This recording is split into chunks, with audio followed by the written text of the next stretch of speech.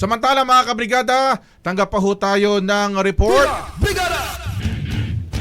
Ito partner ito raw hong libreng laptop at mga school kits mga kabrigada. Laptop na naman. Laptop na naman. Parang na-trauma ka na sa laptop partner Sino mamimigay niyan?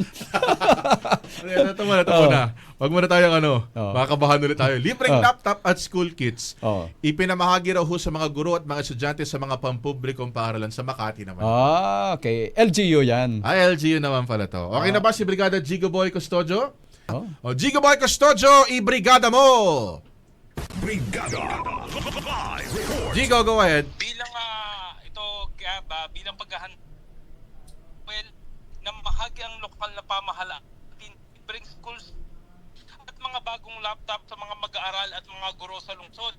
Sa ceremonial turnover dito sa Nemesio Yabut Elementary School sa Guadalupe Nuevo, Makati City, 97 na bagong laptops ang ipinamahagi sa mga guro related personnel.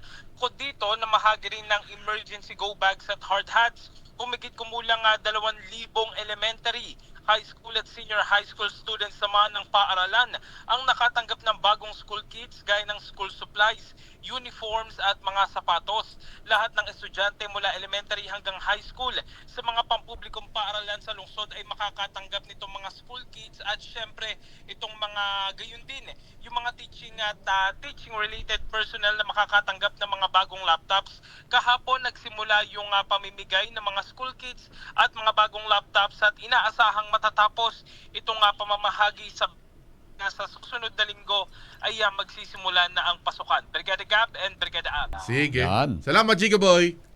Maraming salamat. In the heart of changing lives, ako si Brigada Jigo Custodio ng 105.1 Brigada News of Manila, the Music News Authority. Ating oras mga kabrigada. Ang bahaging ito ay hatid sa atin ng Standout ES4 Capsule. Simulang tuparin ang pangarap ng iyong anak. And stunting now,